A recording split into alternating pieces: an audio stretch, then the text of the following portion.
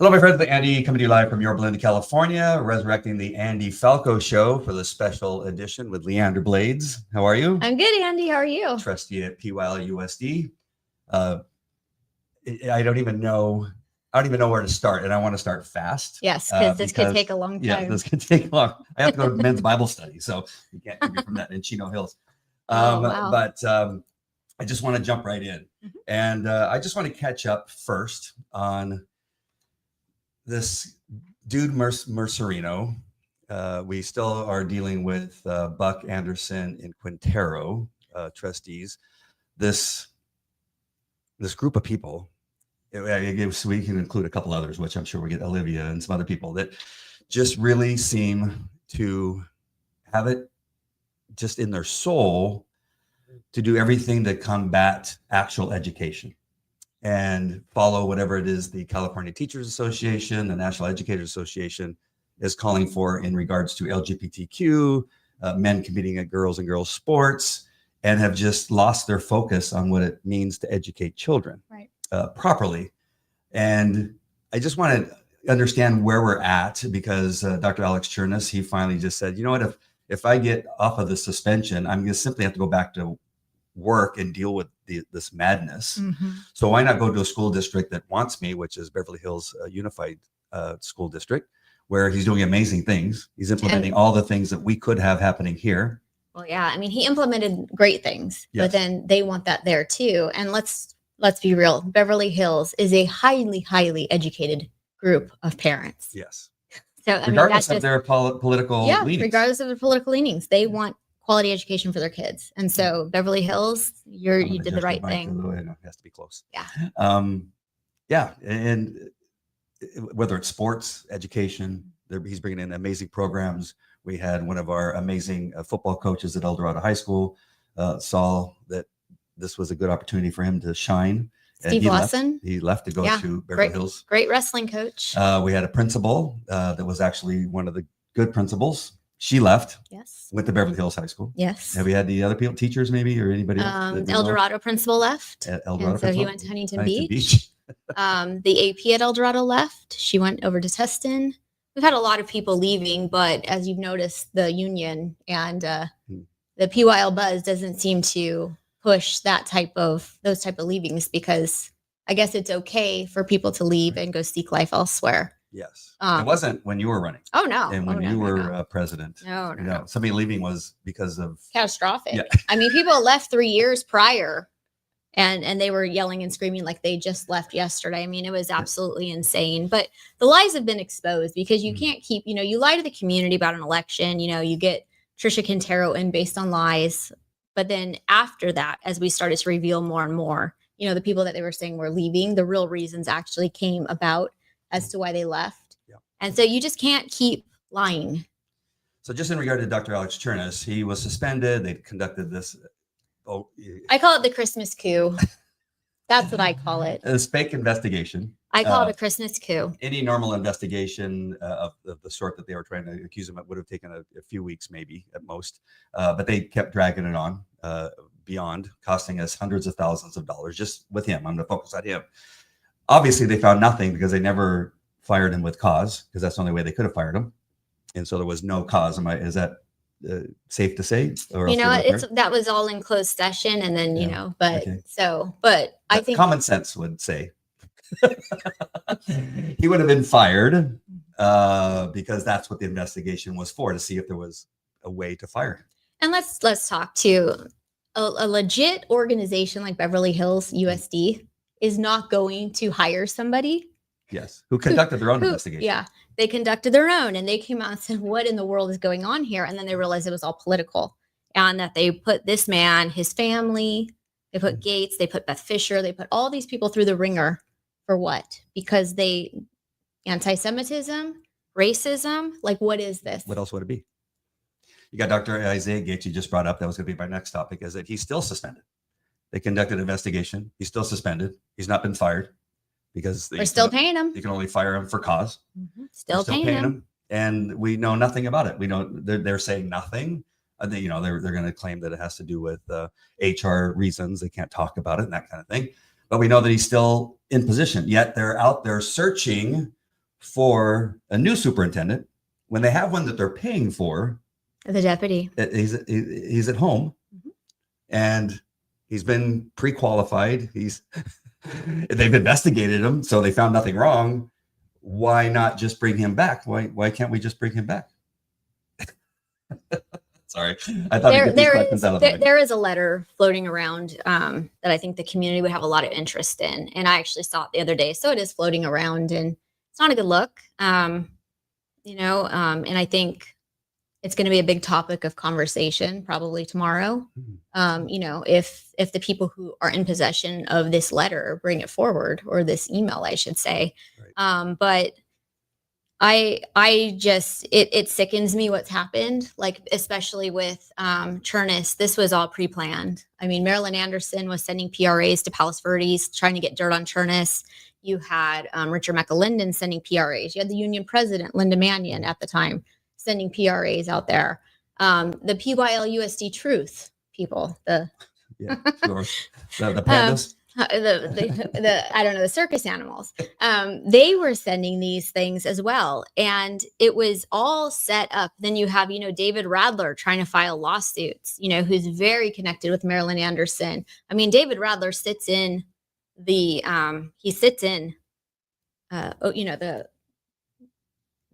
crowd. Oh yeah. And he's passing out scripts for people to read.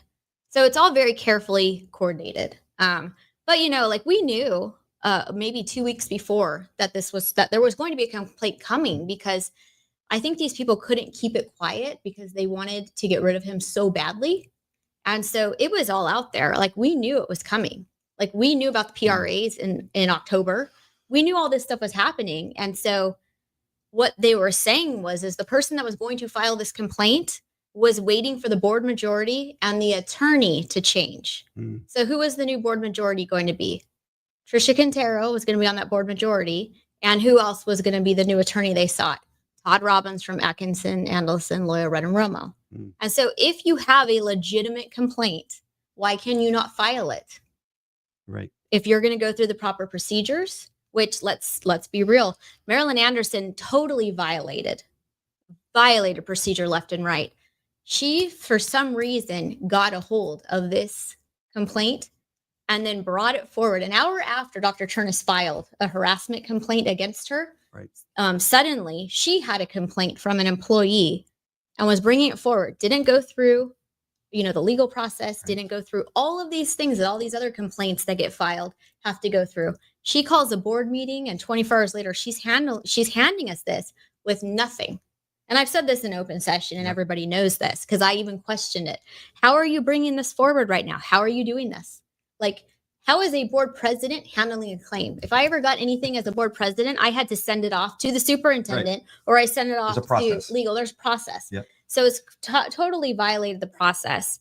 But then you had all these other people too. There was even somebody from AALRR, not necessarily an attorney, but another employee, who was calling and saying that this was going to happen. So this was a Christmas coup. They were just trying their best to get rid of him. They couldn't get rid of him through the supermajority. So, they're doing all of these things, to get rid of him. I mean, and I'm just saying is when all of this comes out in court and you have your phone records subpoenaed and you have all kinds of this stuff happening, I don't think it's going to be pretty, because board members can't collude with complainants to try to get this and then use hundreds of thousands of dollars for the district. Yeah, to lose money for the district. Yes. So to do this and to cost the district this money, to put all these people on leave, to do everything that they're doing, it's crazy. It's craziness. Wow. And so it is actually a fraud on the district to do something like this. And, they kept saying, I mean, just the things that lined up. All these PRAs looking for dirt on him. And then, then Radler, the day that we were going to move into a supermajority, he's got us in court. I mean, and it was like I went to that court and I sat in the back and I was just giggling. But so then, that gets thrown out. And so all of their attempts, to stop this, just to get rid of Chernus, were done. But it was such a concerted effort on the left to do this. And why? That was gonna be my question. Is that you have Gates, you got you got Chernis, you got Principal Fisher. I know she's moved on and done other things, but you have these people that do amazing things for education, for athletics, for bringing more kids to our schools. We had actually enrollment increasing under the leadership of all them people. I know that's not really good English. I went to a public school, apparently. That's okay. But they are doing what it is that parents in the community want. Then why? Is it? I mean, of course, I've talked for a long time, is that's not what the teachers union wants, because it'll shed a light on how poorly they have acted in the entire state of California in bringing schools down. Yes. And if you have one district that's doing well under what they would call probably a conservative leadership, or a district with morals and the decision to actually educate kids, they can't have that. Right. They all have to be down at this lower level. 40th in the state, 15th out of the most poor countries in the world. We're 15th of the undeveloped countries in education. That's where they want it to be, because that's where the money is. Right. And they can't ask for more money if things are going well. Right. Is that really, do you think that's the only reason? And how do you get Quintero, Buck, and Anderson? How do you find these three people, Musanero? I'm not even sure if I'm saying his name right, but I like to say Musanero. Well, Marilyn calls him Mussolini sometimes, and I don't know if she's like confusing him with Mussolini. I'm not quite sure. Could be. But how do they find these people to do their dirty work, to actually fall in line? As I really can't understand. Well, that's the thing. Chernis wasn't going to do the teachers union dirty work. In fact, he was holding teachers accountable, and basically he was going around saying, hey, we're going to be excellent, and if you don't like it, then, sorry, right. But this is how this needs to be, and we're for the kids. I mean, they're talking about like OCSCS having $1 million, go into their innovation lab, like $1 million.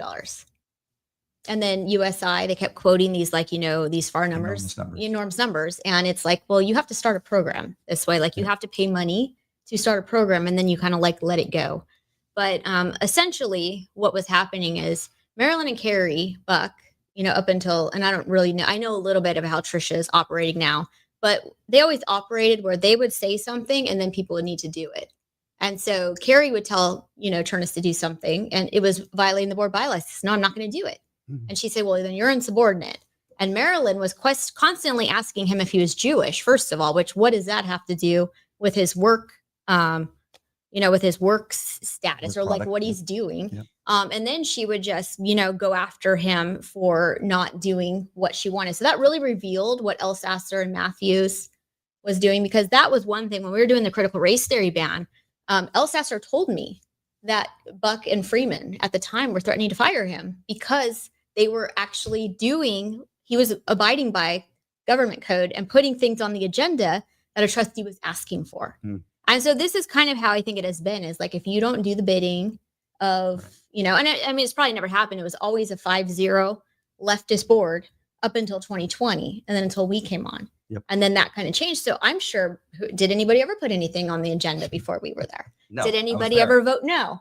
But he simply wasn't going to do the bidding. It was going to be about the kids. And he wasn't going to do the union's bidding. It was going to be about the kids. And so that's the thing. And, too, I do believe, like, I don't know why so many people were talking about his Jewish heritage, which was just disgusting to me. But we know with the teachers union where they stand. Yep. Do they stand with Israel, or do they stand with Hamas? Hamas. Yeah. So there's one thing. And so we had all these retired union, all these retired teachers absolutely just going after Dr. Chernis. And then you have a board member who's, he would tell me after she said, he goes, why does she keep asking me about my Jewish heritage? It's just crazy. Yeah. So you brought up CRT, critical race theory, and then we got DEI. The three love CRT. They want it to be in our school district. They were so upset when we were able to vote to not have CRT in our school district. But yet we have Dr. Isaiah Gates, our first Black superintendent in the district's history, who is spectacular and amazing and the nicest guy you've ever possibly met, and can dance like nobody's business and sing. He's a great singer. He has it all. Yes. And they suspend him. What happened to the love for CRT and DEI? Well, let's go back. So when we were doing our first search, when it was Mike Matthews in as the interim, when El Sasser abruptly left and went to Claremont, or back to Claremont, we should say, we hired Hazard, Young, and Atia. And that was a search firm who doesn't have, contacts with the teachers union, doesn't have any of that. They kind of just work independently for boards. So our consultant was Makai Ali, who is doing amazing things on the Compton School Board. Amazing things. Like if you look, Dr. Dre's down there all the time. They have this big, beautiful new high school. They're really working for that community and uplifting that community. So we hired him as our consultant. And he reported back to myself and to Sean, because Sean was the board president, but firefighting, sometimes you're not available. So I was like the backup. He was reporting to us that he believed that Marilyn Carey had a little bit, like the things they were saying to him were, And so they even went behind the board's back and tried to fire him. And Marilyn would call Sean and say, I can't understand what he's saying. He's just not a good fit. And it's like, the man is a Black man, but he speaks English as his first language. How can you not understand him? What? I saw her ridicule his dress. I mean, it was crazy what was happening to this guy. And so here we are. We have these people who are saying, oh, we're all in for this stuff. But when you actually first put a person in the job based on merit, right, and they just happen to be Black, right, this is how they get treated. I mean, can you imagine if on this search, me and Todd went behind the three people's backs and started trying to fire the search firm that has been looking for this superintendent? I mean, it was so shady. And then Carrie Buck's email to Chicago, to the headquarters, was, look at him. And I mean, I read that and I said, what do you mean, look at him? He was presenting to our board and it said, look at him.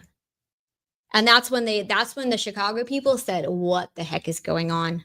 And so it was very, very, it was very crazy when it was, I was at the California Association of Black School Educators, and they brought me up and they said, look, everyone, it wasn't the Democrats or the liberals who have the most diverse cabinet in Orange County. It was the Republicans who have a Jewish superintendent, a Black, deputy superintendent, an Asian, person in ed services.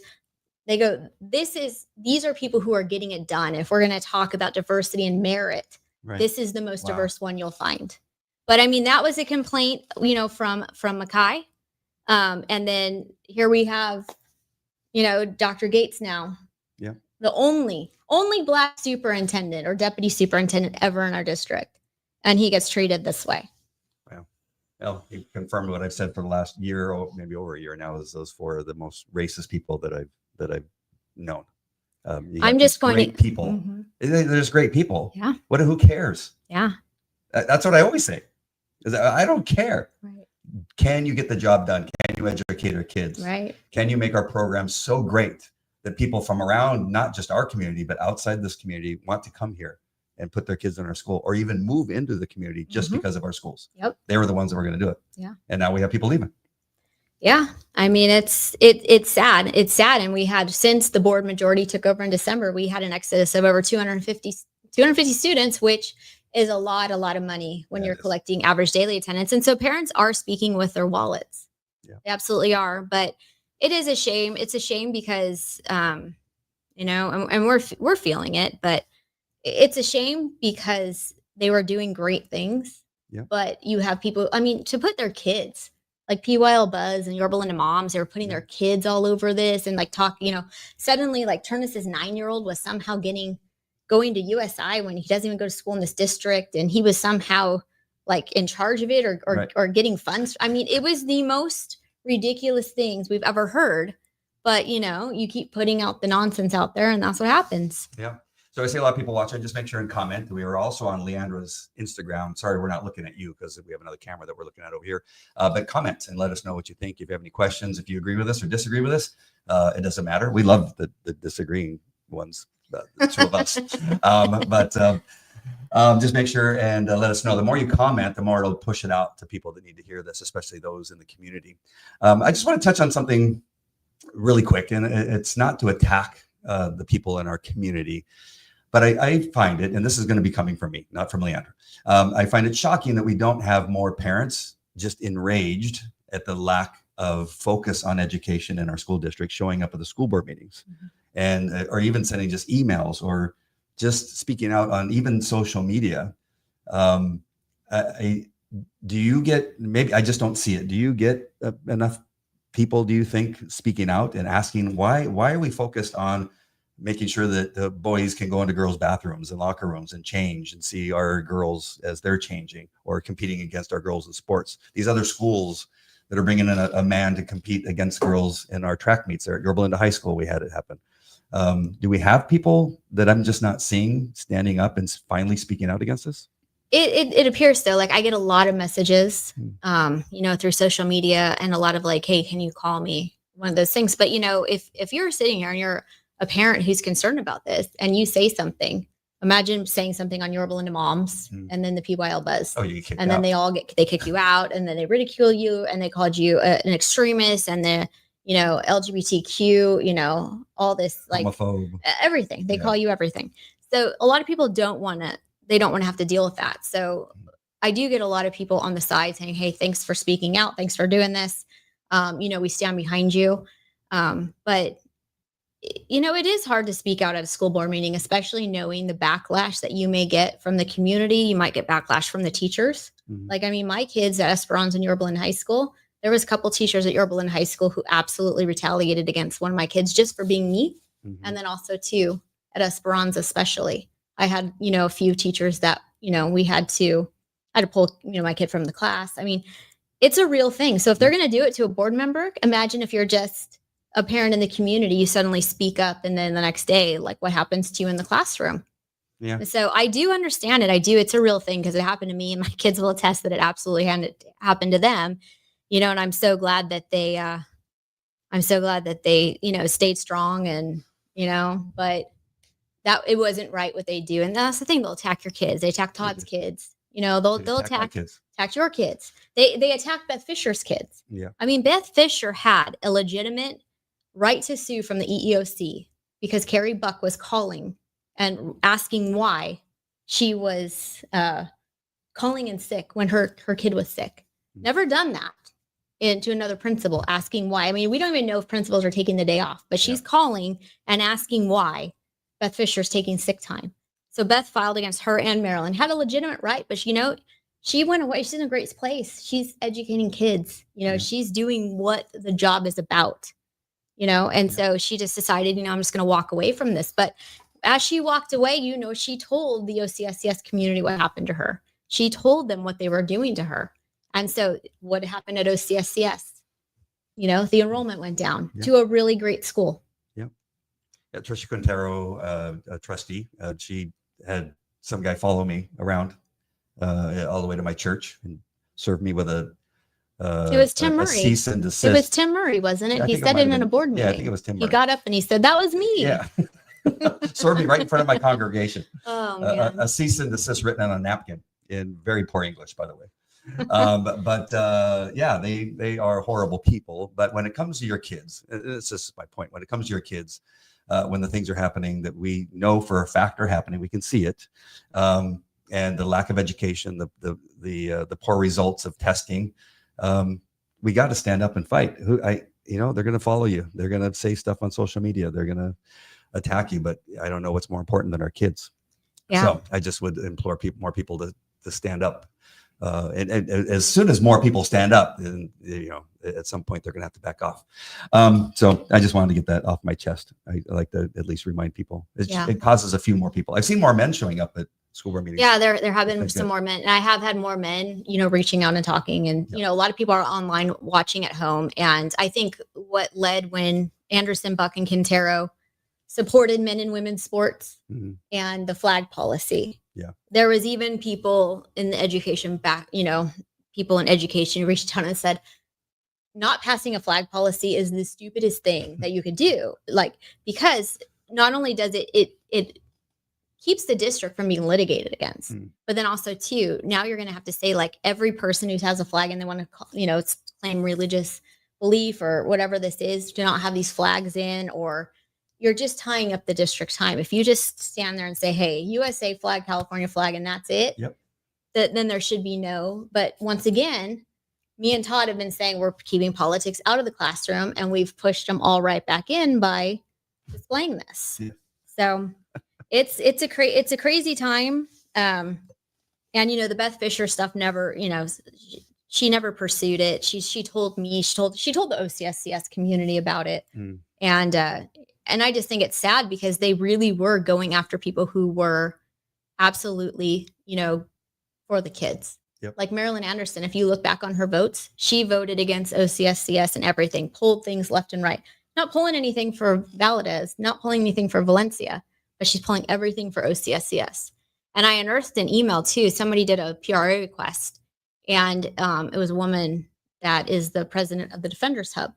And she actually said in there to Mike Matthews when he first came on as an interim, she said, I've been working very closely with Marilyn Anderson and David Giordano, who at the time was an assistant superintendent of business, to stop the OCCA, which is Orange County Classical Academy, which is a charter school, from coming in. So we have board members working with assistant superintendent somehow and community members from Democratic parties to try to stop charter schools from coming. I mean, it's just insane. And then you have Janice Lim, getting up, trying to support Marilyn Anderson and voting for the people, say, oh no, she supports, charter schools and she supports parent rights, when she voted against the parental right notification. She voted against this. She voted against that. So it's just insane to me. I don't know if you remember this during a special board meeting for OCSCS. We had a special board meeting a few months ago, and some of the representatives of the school were there talking about the results and how great things were starting to come around. Now you have this new school implementing some new things. There's going to be some growing pains and things like that. But regardless of that, they were seeing positive results. Right. And they were sharing how great of a job that, I don't know if it was reading or math, but you just saw this big spike. And Carrie Buck accidentally, I'm sure she got yelled at about this, said at some point, says, well, maybe we can do that in all the schools. That sounds fantastic. She goes, oh, wait, I can't believe that just came out of my mouth. But yet at the same time, she's trying to kill the school. Yeah. Amazing. So sorry. On another topic, something new this year is the Mahmoud waiver of some sort that many people are confused about. Yes. Including myself. However, I just wanted to think about this one issue, and maybe you can work it in there, is that when I saw that, I began to think that education just isn't necessarily in the books, the LGBTQ books that we don't want handed out to our kids as far as Christians are concerned. But anything that I believe that's on the walls of a classroom is education. They put pictures of George Washington up, or mathematical equations that are, something that they want kids to keep in mind, whatever it is. And that would include anything that's like a LGBTQ flag or a pencil with an LGBTQ flag on the eraser or what have you. The teacher cannot put things in that classroom that are against my religious beliefs and my children's religious beliefs. And I think it's all encompassing. And so when I do fill out the waiver, I just got back from a trip, so I haven't had time to go through everything. But I feel like that's something that I can include, that I don't want my kid participating in that classroom when that kind of stuff is being discussed or displayed in the classroom. Can you shed some clarification on what this is all about? And I think it's more confusing the more you explained it to me before we got on camera. It is confusing, but what I will say is I don't think that the district has done its due diligence, and I actually think that they're confused the parents more, and then I think too, when you bring Todd Robbins, who the board. Can you explain to Todd Robbins, just for people that don't? Todd Robbins is from Atkinson, Andelson, Lawyer Red and Romo. He was the board attorney for, in the early, maybe 2013, I think he started, and then up until 2022. But what I noticed is I didn't feel like he even treated conservative board members the same as he treated some people who may be on the same political, aisle as him. Yeah. But another thing that was, in his off time, which you can do whatever you want in your off time, but he was out in Riverside County, and he actually was kind of speaking out against conservative school board members and advocating for, LGBTQ and transgenders in the bathroom and things like that. And so I find it when you come into our, when you now go to work, and it appears that like even in discussions we've had, everything is like very black and white if it comes to any type of LGBTQ issues. But then if you talk about these, oh well, there's always like this excuse. Yeah. And it's kind of like, well, no, it's got to be the same for everywhere. So so he's the attorney for our board, and he's the one that the complainant, I was told through an outside source, a couple weeks before they put Gates in, turn us on leave. This was the attorney that they were waiting for to get approved before this complainant would file anything against Chernus. Tricia Quintero had to be in place, and then this specific attorney.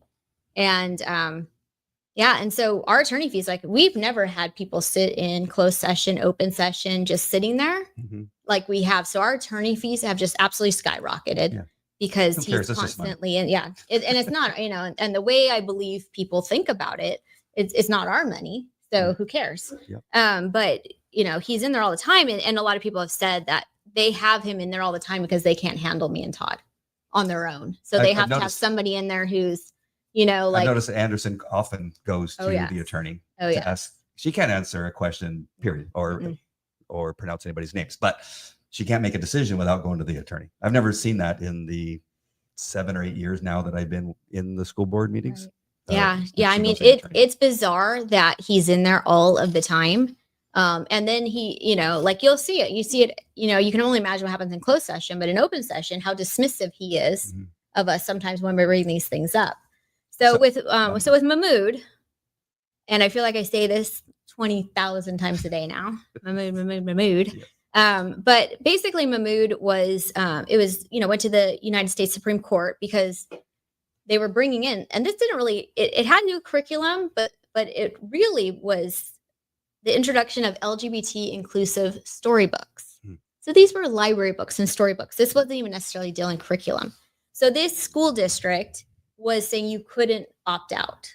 So the parents said, of all religions, took it and said, look, we don't want this in our classrooms. We don't think that this is appropriate for kids. So they voted in favor of Mahmoud, but what the district is now saying is, I've noticed because people are sending me these things, our district is like, when we were talking about this, they didn't talk about Mahmoud versus Taylor. They started talking about religious exemptions, and that was it. Very, very vague. So even in the last board meeting, myself and Todd said, hey, we need to have the actual language. Like, what is this religious exemption talking about? And then Tricia and Carrie were like, you're targeting the LGBT community.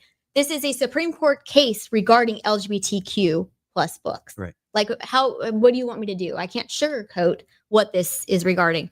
And so basically, you can opt out. Like, whereas the CSBA, you have all these people, like CSBA is basically the CTA. California School Board Association. It's a lobbyist firm. Myself, Todd, and Sean got out of it because it sends like tens of thousands of dollars to these people who are against parental rights. Right. And so, in my opinion, you have all these things going on. So we have parents that are saying, I opt out. And they're saying, oh, well, if you're elementary, well, there's no sex ed.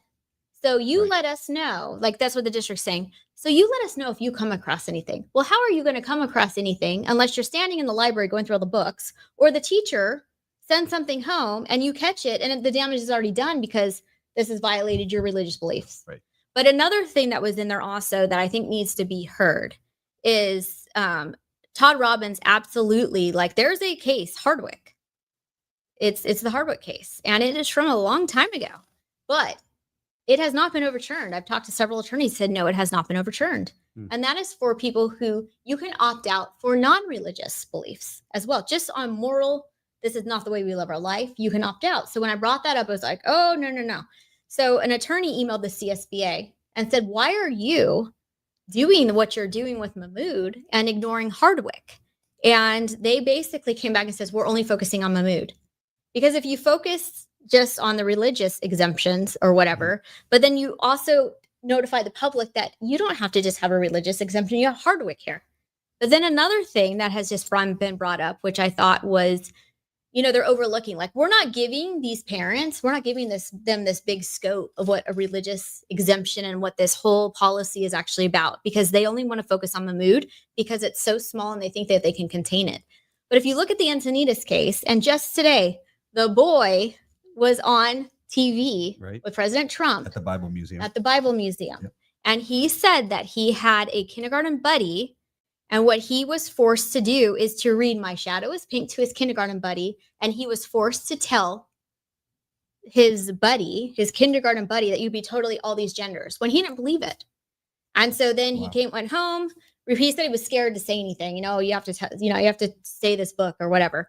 And then so the parents, got involved, and then they started treating him poorly. He started getting bullying.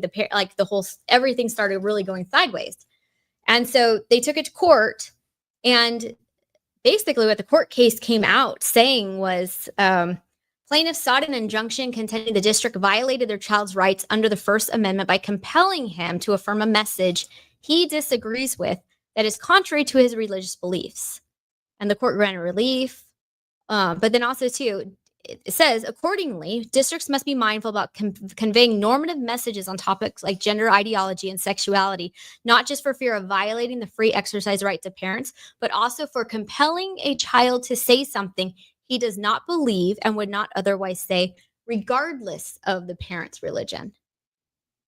Wow. So if you're compelled as a student to give your pronouns, which we've had several teachers across our district just this year asking for pronouns. Still asking for pronouns. If you're being told to call somebody a different sex than what they are, that violates your child's belief. I have been telling people, I think Encinitas is, you go in and you say Mahmoud, and they have this standard reply for Mahmoud, but they're not talking about Hardwick, and they're not talking about Encinitas. And I believe it's on purpose, right? Because this is where this all comes. Encinitas is a very new case, but you cannot be compelled to say anything like your First Amendment if you don't believe it to be true. Right. What this case is telling us is you don't have to do it. So if you have a school district who is forcing you to call someone by a different name than what you believe to be true or you don't agree with, there should be an opt-out, I believe, for you. All right. And so I saw the kid today. The kid was fantastic. Yeah, he was great. He was great. I saw it too. And I sat there because I was just, this has kind of been consuming me with all these phone calls and messages. And so I had just read up on this whole thing, and then all of a sudden that kid was there, and I was like, okay, buddy, I heard you. I'm on the right track. So here's the thing. When you went to school, when you were in high school, junior high, even elementary, it wasn't as clear when we were in elementary, but there were kids that were gay. Yeah. Maybe probably quite, the gym teacher often was gay. That's just how it worked out. But nobody cared. No. We went to school, we hung out. Some of them were our friends, and we partied together and did a bunch of things together. Nobody cared. How has this got to the point where now they have to force us to say that there's more than one gender? We just knew that they were gay. Right. And we all got along just fine. This to me, forcing this agenda of causing us to have to say that there's 50 different genders, or that this, I'll talk about this teacher in a minute, but this teacher that may have been a man in 2025, but now coming into the 2026 school year is now a woman, and we have to say, oh yeah, now you're a woman.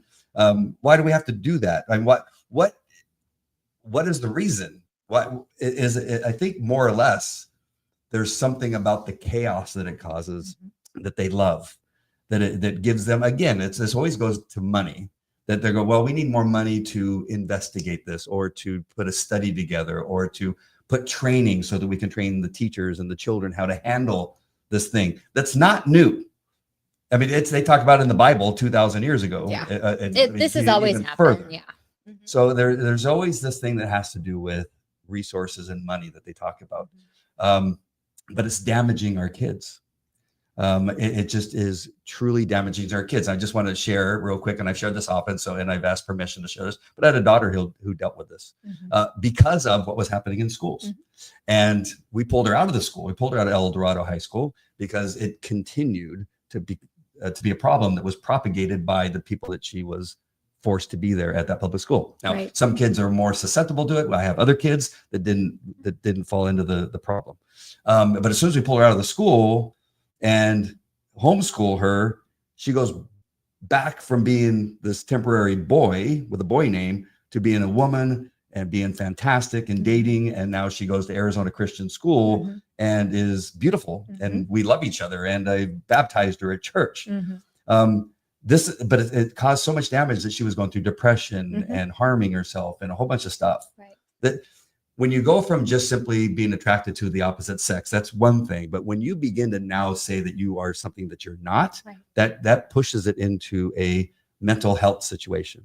And for years, transgenderism was a mental health condition.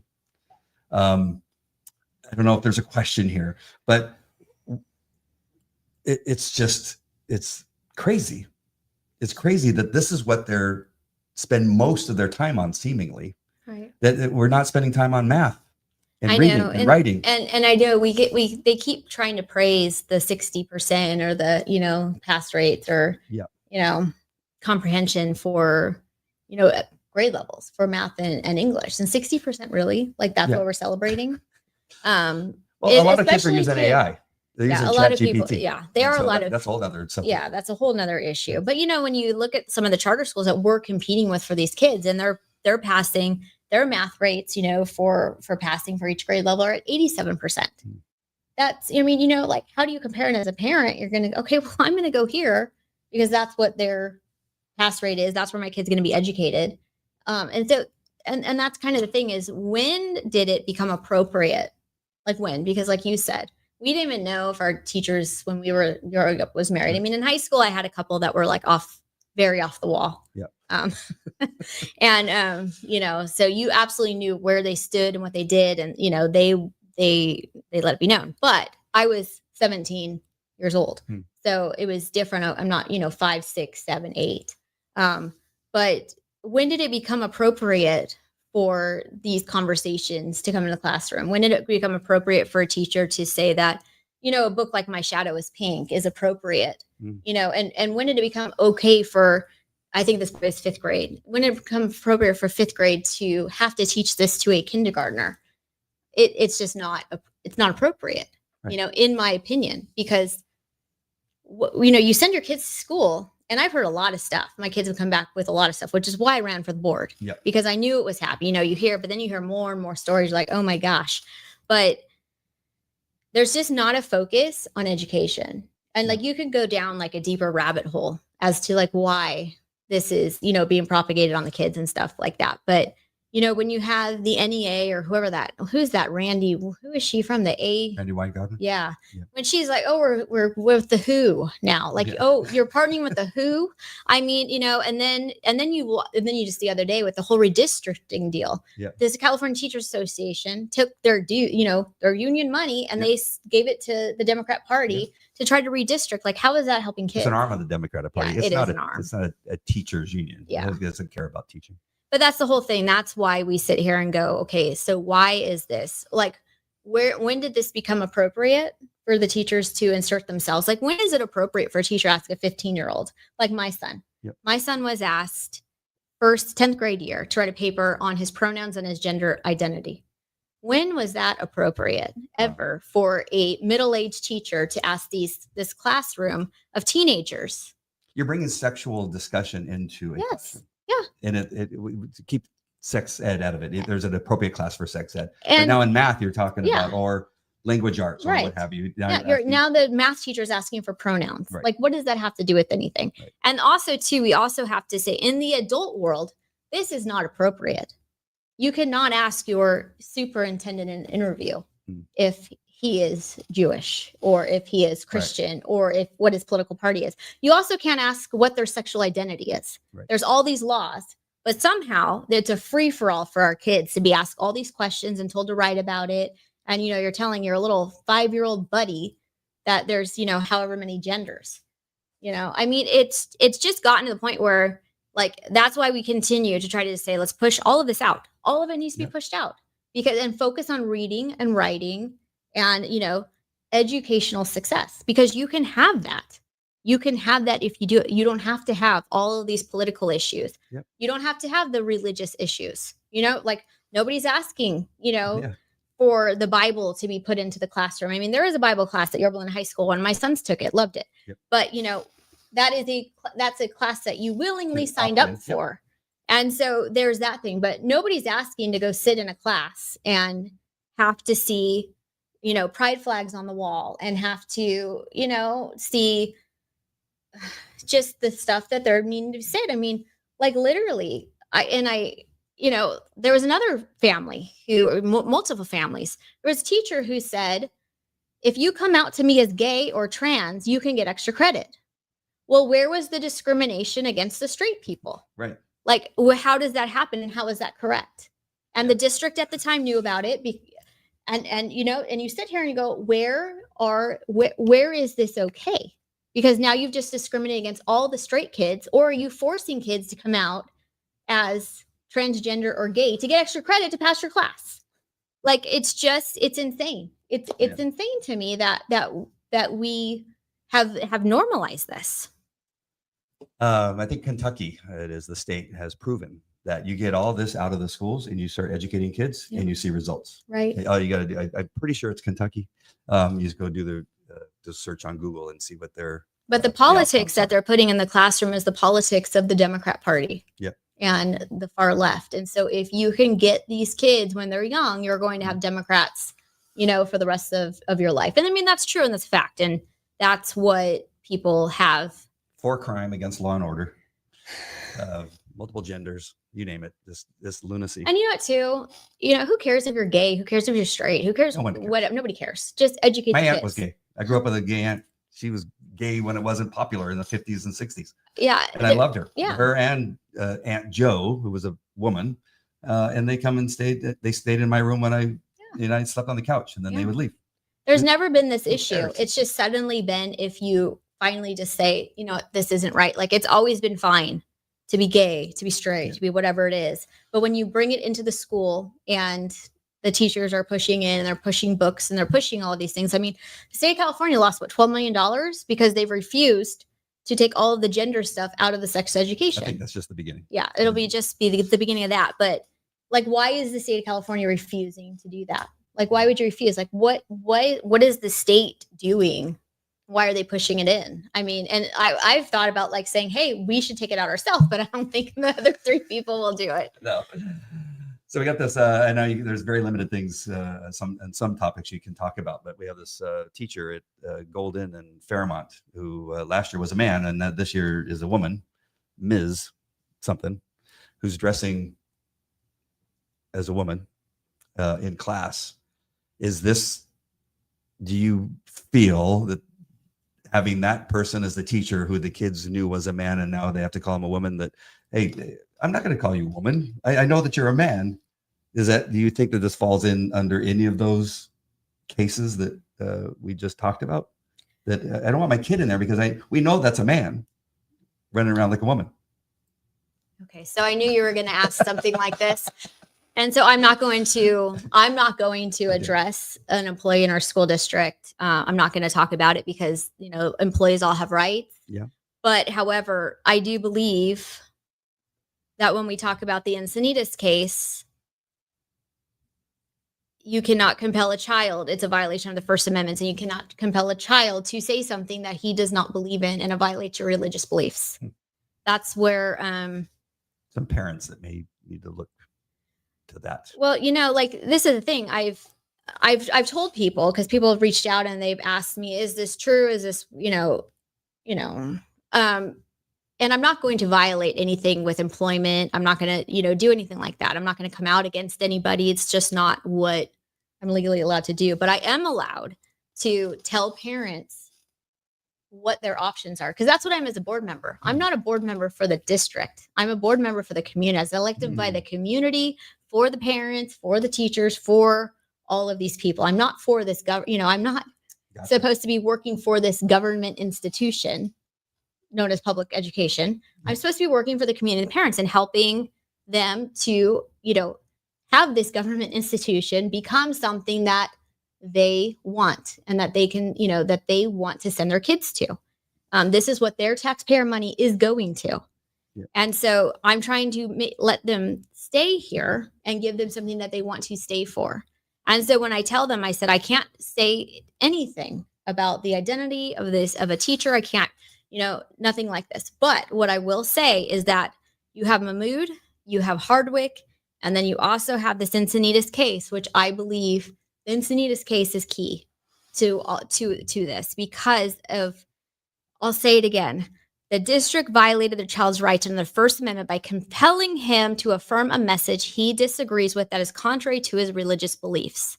And then accordingly, districts must be mindful about conveying normative messages on topics like gender ideology and sexuality, not just for fear of violating the free exercise rights of parents, but also for compelling a child to say something he does not believe and would otherwise not say, regardless of the parent's religion.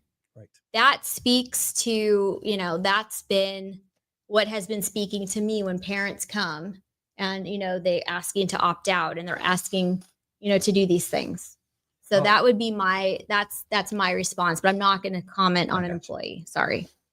Well, I have more, but I'm going to leave it alone. Just on the basis of what I was talking about the mental health of people that are teaching your kids. And that's my concern when it comes to, as we're seeing in the news with these shootings. There seems to be a common thread that we are a little concerned about as parents when it comes to this issue. Of course. So what other amazing things are happening at PYLUSD? I know that there's quite possibly some lawsuits going on. You got some harassment that's been continuing with different teachers that maybe just simply want to educate kids and they're getting harassed because that's all they want to do instead of falling in line with what the CATA wants them to do, or the four people. Yeah. I'm very good. I haven't called them nitwit at once. No, you haven't called them the Three Stooges. No, Three Stooges. No, you haven't called them anything. Well, they added Mercerino, so now it's four that I'm dealing with. Well, and that was the one thing too with Mercerino. I mean, Renee Gray was doing a phenomenal job and she was very much liked at the district office. And I actually think that if we go into more about Mercerino, I mean, Renee was simply was not breaking board bylaws, and she was working, like she should have been as a superintendent. Mm-hmm. She wasn't taking sides. If you turned in something that you wanted on the agenda and it was not within the 10 days, she wasn't putting it on the agenda. She also too was looking for an alternative attorney that would serve every board member and wouldn't be, disruptive or, there's a huge favoritism thing that we see with this law firm, but, and then they're very, very tight with the CSBA. And that was another thing. We shouldn't be looking at just what the CSBA is doing. Like when David Huff was our board attorney, they all thought he was me and him voted opposite, completely opposite. We don't agree hardly on anything political at all. Yep. But he followed the law. When it comes to the law. When it came to the law, when it came to educating kids, when it came to everything, he was straight on. So that's why I think with this whole deal, if Anderson and Buck were, involved in knowing ahead of time and then, having this whole thing, we have to wait for this complainant's waiting, to file this lawsuit for the board majority to change and the attorney. That's a clue right there that David Huff was not going to do anything. He would be on the up and up. You couldn't violate protocol with David Huff. You couldn't, skirt things. You couldn't, harass, and you couldn't do things like that because he's just on the up and up. So it's always funny. And I kind of always giggle a little bit when people would write emails, to him or say, you're this and that. And it's he is the last. We do not agree politically at all. And we've had great conversations about it, when we've seen each other in person and stuff. Great guy, great human being. I call him I would call him a friend. I mean, he's a great guy. Great guy. I understand. What my business is working with attorneys, mostly defense attorneys who are screaming liberals throughout the United States. Right. And we can work together. Yes. Because the common goal is what is the truth. Yes. And following the law. And following the law. Yes. And so these folks that just say, have this blanket statement about conservatives and Christians. Oh, you all hate gays, you're fascist, you're all these things. Like, no, we love our kids. We think parents are in charge of our kids, Right. not the teachers, not the government. Right. You can't take our kids out of school just with a piece of paper that you check a box and have Right. your name on and say that you can. Right. That's not right. That's common sense. Mm-hmm. And there's these things that we just hold to be true, which are mostly common sense and our rights as a parent. Right. But you start bringing in this other craziness. Yeah. And that's where we start saying, okay, no, that's not right. It doesn't follow the law. Taking my kid out of school without my permission is against the law. Right. Well, and that was one thing with Mussolino is like Renee Gray was doing a great job. And so that was like, when you follow board bylaws and government code, that's kind of a no-no, I guess, with this board. Or this board majority. So all of a sudden one night, in fact, Todd and I both, and I don't know if I posted it on my Instagram, like that there was a CIF playoff game for basketball. But he was going, his daughter still plays. And, so we're posting this. All of a sudden there's some special board meeting. So we, we're interviewing a new interim superintendent. So we go in there and it's this guy who's friends with Nancy Watkins, who's working at Cal State Fullerton, and we're sitting here going, what is going on here? What are we doing? So they hired him. Like Todd wasn't even, Todd was at the game. And so it was, they showed out. I think it was showed a 3-1-1 because Todd wouldn't vote. I voted no. But then as you go along with this, he wouldn't put, he has a Brown Act violation against him and the board majority because they wouldn't put the men and women's sports, on the agenda because he says, well, I have a business to run and I don't want to engage in politics and I don't want to engage in this. And he's telling me all this. And he says, and the board majority doesn't want it on. And I said, well, you're not voting on this. This is what I'm bringing forward. Well, they don't want it on, so it's not going on. So I turned him in the district attorney and, they said that it was, and then it was cured because the following month they had to put it on because that's part of the government code. And so, but Todd Robbins didn't have a special study session, and Carrie Buck, when she was president, when there was a potential Brown Act against me and Sean, there was a study session and people had public comments. It was so political. But this one happens, nobody knows. And so it's just kind of crazy, like what has happened. But then, another thing with Loanne at Esperanza, she complained that she felt she was being discriminated and harassed. And he said, you were set up. He tells Loanne that you were set up. And she's like, what do you mean set up? You were set up because Chernus hired you. So basically admitting that you are being harassed and discriminated against. But, you should have known because, you were hired under Chernus. So take it. So he's basically the superintendent is supposed to protect people from discrimination and harassment from people at the district office, from people anywhere. And so, she leaves and I was told this. And then I asked him about it. And he said, yeah, she was set up.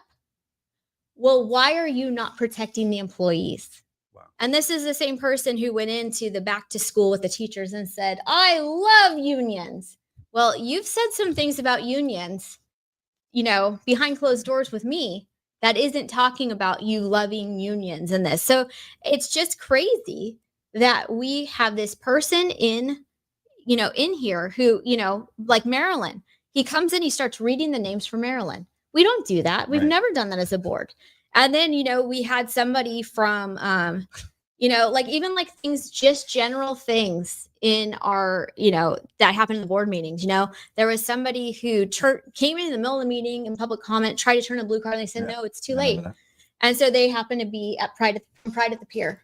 So he says, oh, no, we'll make this exception. So I guess tomorrow night, because it's been done once, so you have to do it for all. Everybody, if you have something to say in the middle of public comment, you just start turning in blue cards. I'll come in the middle of comment. But this is the thing is so he's doing all of these things and he's not allowing things on the agenda. And he says he doesn't want things politicized. And he's, says all these things because it will hurt his business. But then, at Esperanza, he has a friend of his that's a retired superintendent. The Esperanza interim principal is a retired superintendent. Wow. We didn't even pull anybody up to try to give them that experience and say, hey, we're going to give you this. Every business. Yeah. For an interim. And we didn't go there. And then El Dorado, he says that he's working with Will Gray and himself and a consultant, an ex-superintendent who's a consultant for a search firm, which is kind of in his realm, like they do like to do all these government, these governance things. She's over there. So you're telling me now we have 3 people. We have Will Gray, we have him, Musarino, and we have some ex-superintendent who's now a principal at El Dorado. And so it just doesn't make any sense. Like the amount of money we're wasting, because Will Gray was obviously the interim for OCSCS and was fine. He's the executive director of Ed Services. So we could put him over there and be fine. But then he hires somebody who he's friends with. So as my friend Mikhail Lee says, this is the homeboy hookup. Yeah. And it's using our funds to do so. And it's just not. But that was happening with Matthews and El Sasser, just bringing in their friends, incompetent friends, right? That just continued to destroy this until Chernus and Gates came in, yeah. And then things start to roll along, and they go, "No, we can't have success. It must stop." You brought up the money issue again, and they all ran. Quintero and Jansen and ran on, that somehow USI was a waste of money, and doing something fantastic was a waste of money. Right. But yet they spent hundreds of thousands of dollars on these investigations and attorneys. I got this thing I've been looking into. I did a PRA on the kitchen over at Valencia, when they told me the amount of money, that $5 million for a kitchen. And I go, what kind of kitchen is this? Yeah. When you look at, I've contacted some contractors. I'll tell you, the average amount that they say that it should cost is $300,000 for a brand new kitchen, a state-of-the-art brand new kitchen, with all the permitting, with all the things that need to be done. I got a whole list of things that I didn't even think of. They said, well, you have to get this and this and this. And I'm thinking by the time they're done, this list is about this long. They go, it's about $300,000. They go, wait, what? Where do they come up with $5 million? I looked up, how much does it cost to build an In-N-Out burger in Orange County, California? It's between $1.5 million and $3.5 million. That includes the land. That includes the parking lot, the seating area, the signage. And I think it even includes the fees for, what it costs to build a restaurant in the state of California, all the regulator fees and things like that. And it's still that I've not been able to come up with $5 million to put a kitchen in a building that exists on land they don't have to buy. Right. And I'm still trying to figure out where do they come up with the $5 million? I still have a lot more documents to go through, but I don't see you with the itemized items that need to be paid for. And that was one thing too with USI. They were freaking out over the one bid. Yeah. I've asked for many months how many bids for the Valencia kitchen, and they're not giving it to me. Yeah, me too. They're not giving it to me. So imagine that. But too, like if it's very normal for there only to be one bid, because a lot of times school districts, if they go to somebody and they're successful, they go to them again. Yeah. And so, they might open up the bidding process, but maybe one person doesn't bid. There's something to go to friends though. That's what the thing, when you talked about they're going to their friends, I'm going, how do you get $5 million? Building a house in Yorba Linda. Yeah. I mean, this house that I'm in, we're very fortunate. And I thank God every day that we have the life that we have, but it didn't cost $5 million to build this house. Right. And the property, the property is a big portion of that. You take away the cost of property and it brings that cost down a lot. Again, they want to rebuild the kitchen in a space that exists, and it's just refurbishing mostly. And how do you get the $5 million? I don't know. They have no problem. Well, that's the thing that I've said is like we spent $1 million on an innovation lab which serves students. We spent for the future. For the future too, yeah. So like this is still they're using everything that we bought last year for last year's school year. They're using again for this school year. USI, they're all still using the equipment. They're using it, and we were at 80 last year. Now we're at 133. So the program's growing. Orange Unified's trying to do a USI now because it's been so highly successful. I mean, so Chernus was spot on with all of his things. They just didn't like him. Was it the anti-Semitism? Was it who knows? He just wouldn't do the teachers union bidding. That that they started this hate against him and against his family. I mean, his poor family. You have these little kids, and you're putting them all over the internet. you know, Yeah. PYLUSD and Yorba Linda moms. I mean, it was shameful. But, you know, so we spent, you know, 1.2, but, you know, we use developer fees. What I find is when you start talking with like CBOs and stuff, they talk about these developer fees that have to be used, you know, before you get rid of it. And I mean, so there was some like, I think 1.2, 1.3, whatever it was, developer fees. And then there was a little bit extra, you know, here and there. But that's what students are using this. Who works in the Valencia kitchen? Adults. Yeah. And so Not if for we're kids. doing some wazoo And kitchen, kids, you know, like I get tired when I hear district personnel say that it's their dream workplace. Like, you know, when they talk about this freezer is my dream freezer.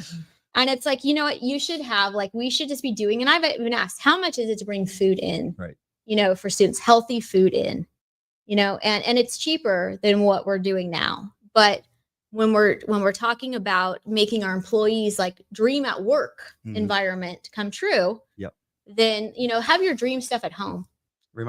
Reminds me of the politicians we hear. I think there was some LA politician. I don't know if it was a mayor or some other position, but spent like something like $2 million on his office. That's that kind of thing is what you're talking about, is that they're using this money, the citizens' money, not for the job that they are supposed to be doing, right, but for their comfort level on where they sit their butt behind a desk and what the desk looks like. Right. Now I could see like Yorba Linda High School has the culinary program. If you had this, like, you know, if you were building up this kitchen at Valencia and you were also going to have this like kick butt culinary program and the students were utilizing it and there were all these things that like magical things were going to be happening, then absolutely.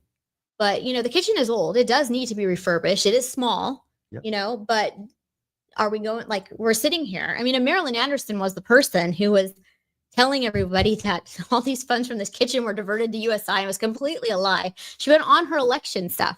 But then here we are. But then for USI as well, like I just got a notice that they're going to start bringing in to Valencia and Valadez. They're going to start bringing in trainers to those schools, those just 2 school sites before school, you know, to train them. And then the rest of the time, the programs are going to be, you know, just at, you know, OCSCS or, you know, USI, that campus. But I'm sitting here going, we have a lot of complaints in our community that the rest of this district is overlooked. You have people in Yorba Linda who can't afford trainers, who have to go to work at odd times and can't get their kids to school. And we're not bringing in trainers to all these school sites to make it, you know, and what's the money? What money are we using to do this?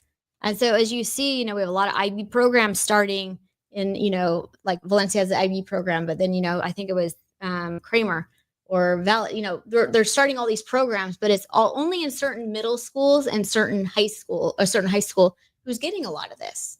And so I think the focus needs to come back that we are a district Placentia and Yorba Linda, because we have a lot of people in Yorba Linda who are saying, let's split, because Buck and Anderson and Quintero, they don't represent what we want. And I mean, and I think people are just shocked, like more and more people are just shocked after all these votes have happened about the, you know, the flag policy and that the fact that there's men and women's, you know, that they're supporting men and women's sports, you know, that Carrie Buck was walking around with AB Hernandez's mom. I mean, she let him in the back gate. All of the other athletes and people, I went in the front gate. I had to show my CIF pass. You know, they all come in the back gate, but she's opening up back gates and letting them in, giving all this special treatment. Like the mom's bodyguard. Yeah. And then she's walking around with her. And, you know, but I would actually, too, I encourage everybody to watch the interview, a recent interview with AB Hernandez's mom. And I actually really felt sorry for her, because what she said was that the school transitioned AB behind her back and she had no clue.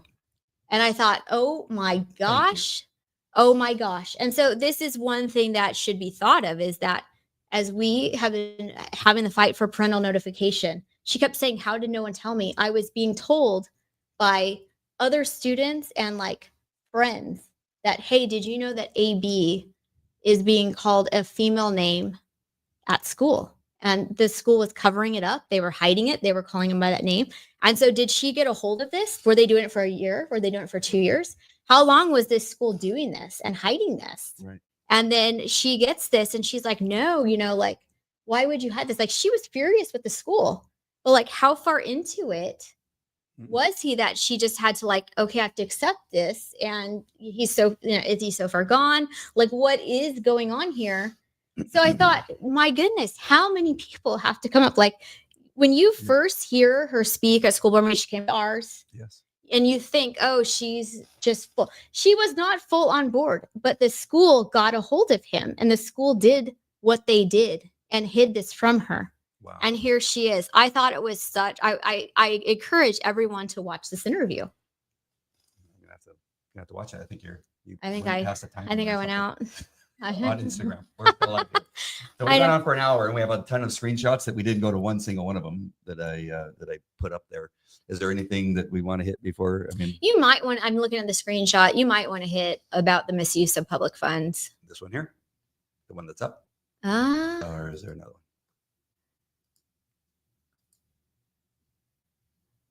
I think it was. Yeah, you can keep going. Got to look through a couple of screenshots here. Oh, there's Karen Lawson saying, school board magos, Blades, Frazier, and friends must be reveling over these cuts. This is our partisan playbook to take nationalist dominion over education. Expect their attempts to use public money for private schools to ramp up. How do you do that? How would you take public school money and put it to a private school?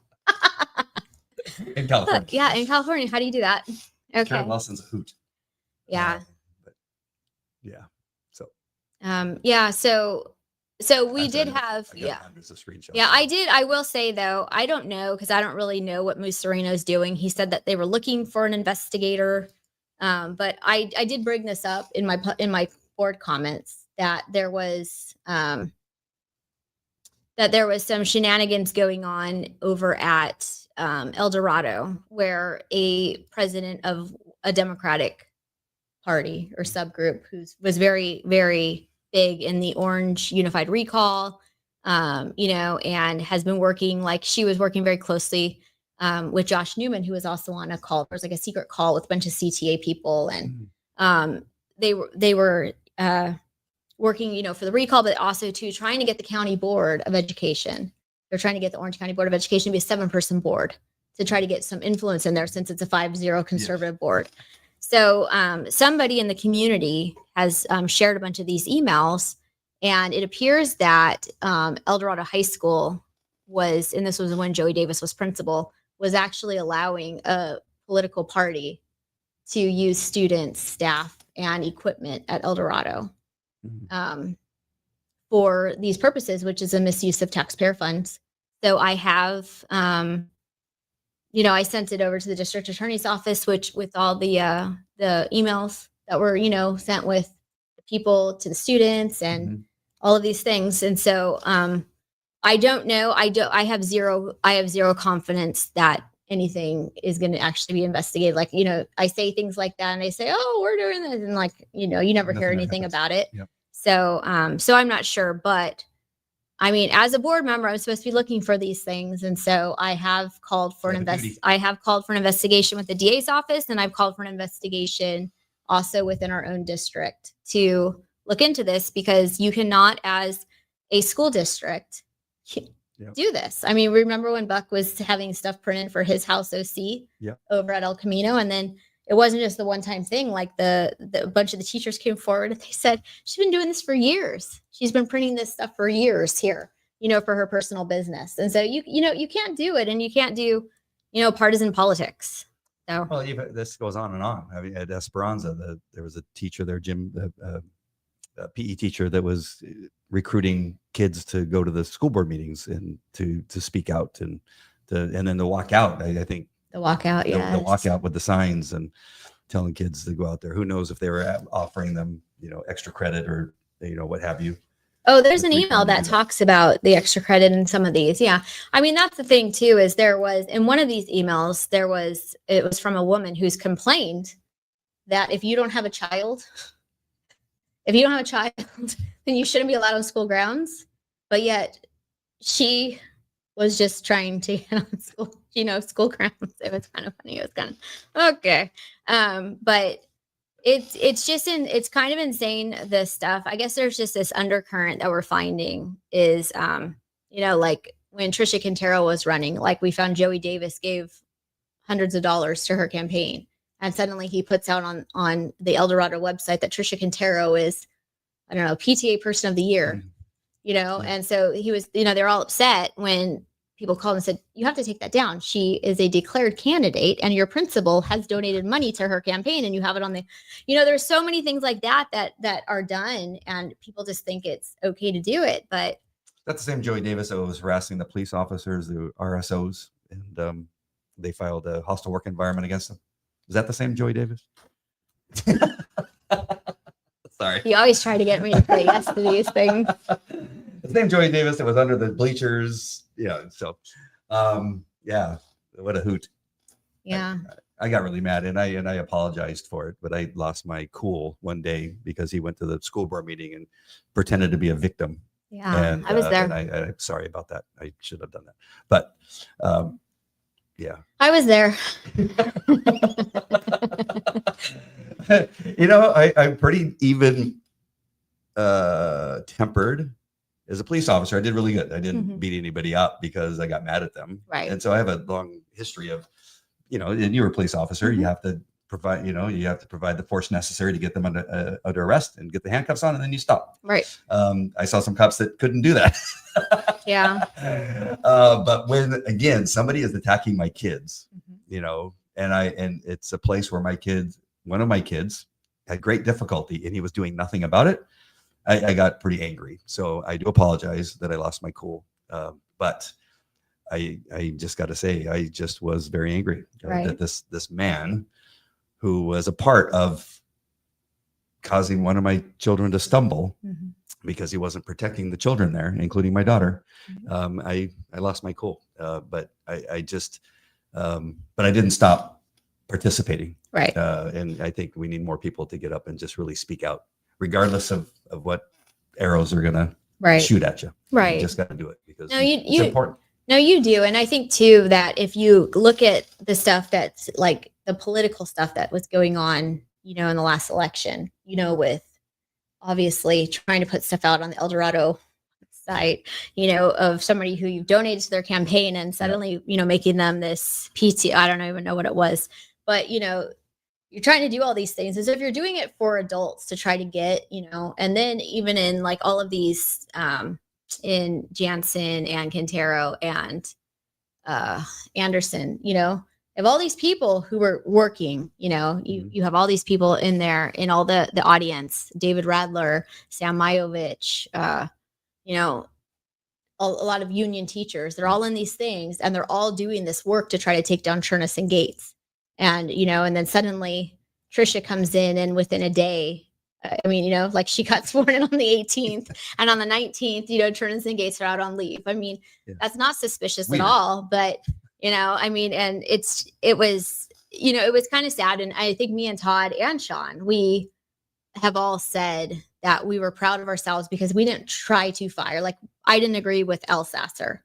I didn't agree with a lot of things he was doing. During COVID, people were turning in, to Richard McAlinden. They were turning in mask exemptions. And he was like basically denying mask exemptions if the parents didn't allow you to speak to his doctor. And so they were like, well, this is like, doctor, you can't do this. This is against the law. And so El Sasser, like I said, this is against the law. Like they denied Carson broke his nose in baseball. And they denied right away, they denied Carson a mask exemption. When the doctor says, he can't wear anything on his face. He has a broken nose. And they just denied it automatically. And he was shocked. So I did a deep dive. And then, parents were coming to me and they were saying, hey, I'm turning this mask exemption. And they're saying, no, like I have to talk to your doctor. I have to speak. And they're like, we don't want you to speak to our doctor. It's our private doctor. And they were talking about these lists of like doctors who were like giving mask exemptions. And like, there's this blacklisted it was a crazy time, but that stuff was against the law. And so that was really, and then El Sasser finally just went in and said, fine, you give a mask exemption to us. We're just going to honor it. We're not going to ask these questions. Like, well, you can't because it's illegal. So there's a lot of things that have gone on, but even during that, like we didn't try to fire El Sasser. Matthews, we didn't try to, we didn't try to fire Matthews. We had the number. If you think about it, Matthews came on And in November of 2022, we had the numbers to fire Matthews, and we didn't do it because you know what? We were like, hey, but then they come in and they want to go fire Turnus right away because he's not a CTA plant. He's not, going to, do what he's doing at the union. And I think Matthews was bad, and then Mercerino comes in, and they go, "Oh." Well, the way that Musarino, so this is my contention also with Musarino, is if you're someone who says that I'm I'm this governance consultant and I'm all about governance and you violated the Brown Act, you've done this, you've done that, right? But then the way that you're hired, like that should have been somebody who's firm with governance should have sat there and said, man, they called a special board meeting on Monday. And on Tuesday night, I'm sitting I'm sitting in this interview and they're going to hire me. Yep. And we don't even have board members, like this is shady. But you know what? My belief is that they needed someone who would help carry out and protect them. Yep. Because when you have people I just have a feeling that if this stuff, there's some stuff I'm hearing. I haven't seen anything from the district because they hide stuff from us. But, I ask questions and they don't want to answer. They want to give me the runaround. But if the things I'm seeing and hearing are being submitted to the district, then we have some serious issues that are going to come.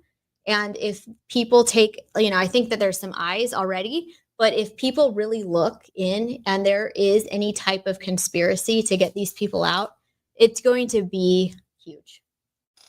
Looking forward to it. So. Wow. Hour and 21 minutes. You can talk. I can talk a lot. Sorry, I did see a lot of comments on there, and I know you guys can't because I have it on the screen there. We've got some of our favorite people like PYL Buzz, admin page, and we got all of our other friends. I won't call them out right now because who knows if they're just on other pages and they don't want to be seen. But we did get a bunch of comments. Did anything stand out to you that you want to answer? Before we sign off? We know who PYL Buzz is. Yeah. We absolutely know who it is. Hello, neighbor. But this is the thing. PYL Buzz, why don't they just come out? Everyone on here is using their name. Yeah. And here they are. PYL Buzz and Panda Bear and Koala Bear. The whole I don't know. What are they even saying? What's PYL Buzz saying? Let's look at them. Who's taking our kids out of school without parents' permission? Apparently missed the AB 495. Do we even talk about that? I did. I said about taking kids out of class with a signature. Well, so that's one thing we could hit on really fast. Sure. So there are already affidavits in place that allow you, so if your parents get sick or if they're deported or something happens, we have the affidavits at all the schools that will say, I think it has to have a parent signature on this one or some type of guardian signature, but you can transfer guardianship if some type of emergency happens so somebody else can make decisions. The AB 495, what that is doing is that's just saying anybody. Right. Anybody. You don't even have to know the kid. You could just take over. So, that was the thing I told my friend. I said, if this passes, I said, I'm going to come with one of these things and I'm going to sign it away and I'm going to have custody of your kids. And she was like, it was like parents were like, oh my gosh, this is crazy. Which, how can you get any crazier than that? But I don't know what they're talking about, people being taken without permission. We have the affidavits in place. And that was one thing that Sonia Shaw pointed out to me. She said, hey, have you looked in? There's already these affidavits. So why is the state of California taking it to the next step? Right. And it is people like Aaron Friday, whose kids were, whose daughter was transitioned by the school, and Aaron Friday is a Democrat and she's just, she's spoken out against this big time. So I don't really understand once again. Okay. So they keep talking about Blades did not want an additional year of required math in high school. You can't have it both ways. The district said we weren't ready to have the additional year. And they also said too, it would affect our special education and affect our graduation rates for forcing kids instead of having 2 years of math to have 3 years of math. And so when the district says to us, it's really funny. if we go against the district for some reason and they're just off their rockers and Right. this and this. But when we listen and say, We go with them. okay, you're right. Yeah. And they said, we're just not we're not ready to have the third year, and it will affect special education. And our inclusion numbers were down. So when you look at all of these things and you say, okay, so you can, and the whole thing too is what they keep harping, and it just like, it's really like, it's very silly because most kids already take 3 years, if not 4 years of math. Yeah, they do. So why would we need to require it for graduation if the kids are already doing it? If you want to go to UC, Cal State, you're going to go take 3 or 4 years of math. If you aren't going to go there and you're going to go into a trade, you're going to go to community college, and they're not going to require that, then let the kids take 2 years of math and move on. Yeah. But if it's going to affect graduation rates and make our graduation rates or put additional stress, we always talk about mental health. But then when we talk about stuff that could actually affect kids' mental health, it's like, no. I mean, it's just, it's crazy. It is crazy. Okay, and then let's see, PYLUSD. Hello, neighbor. Can we opt out our kids in a pregnant teacher's class because we don't want questions about the birds and the bees? What?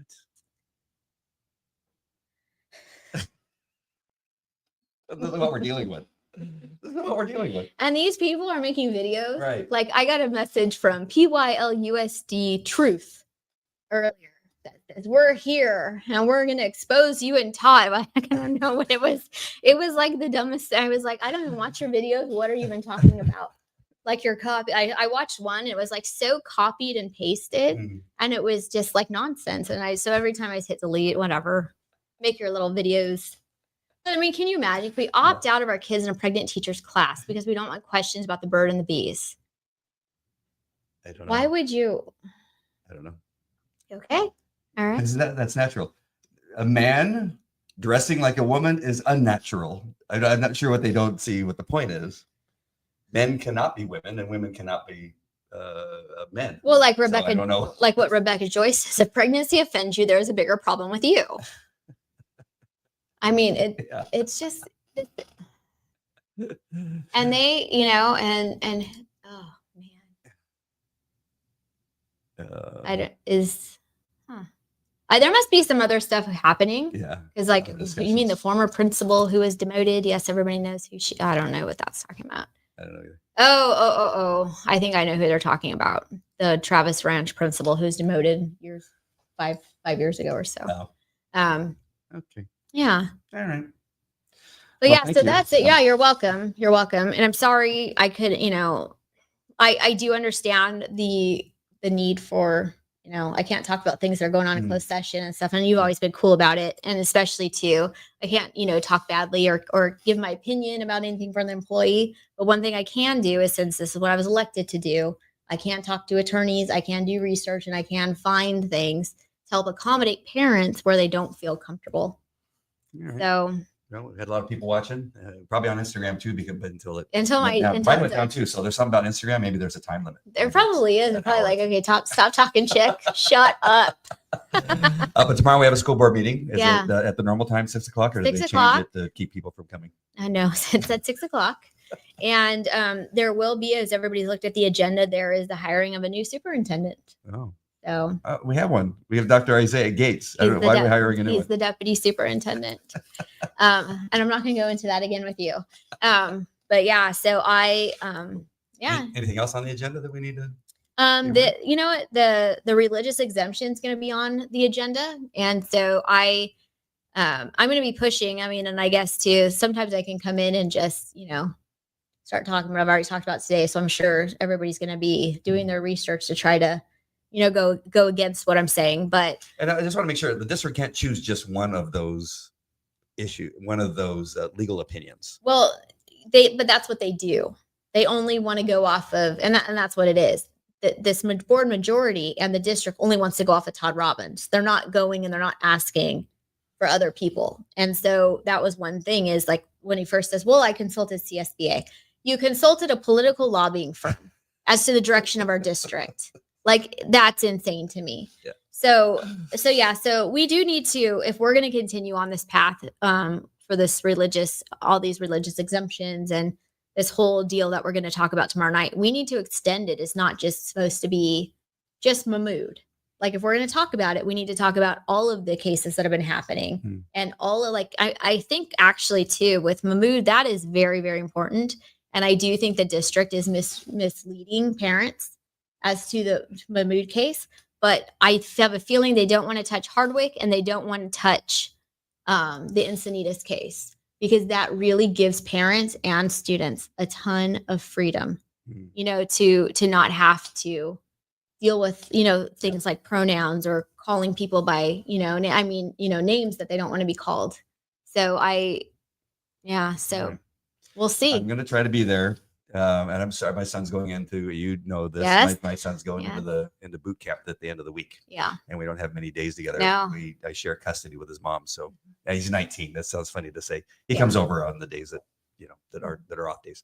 Right. But it may be a little bit difficult for me to do that. No, I understand. I went through that myself. So sometimes you just have to make a choice, but I'll be paying attention. well, Anyway. if I don't see him before he leaves, tell him thank you. Well, And if you have any questions about getting through boot camp, all right. I feel like I may have just done that myself. It just hit me yesterday, actually. Yeah. I was pretty good with it, but Yeah. it's just hit me that he's It been actually- for a very long time. Yeah, it actually, it was the night before boot camp when he was leaving. You know, they take him to the hotel and you got to go to your MEPS for your final thing. Yep. It was the night before when I had to drop him off and leave that it hit me. And then when I actually went down there to watch him be sworn in again, you know, and then he was just going to be leaving for boot camp. Yeah. I was as calm as can be, but maybe it was because I knew I needed to be calm in front of him. Yeah. But like then I was a wreck. It was just like when I dropped Travis off at CBU. I cried all the way home down that 91 freeway, but I was a champ the whole other day. So Good for you. yeah. All right, my friends. God bless you all, and especially you, PYL Buzz, Leandra's neighbor. I hope you enjoyed the show. We love you guys. God bless.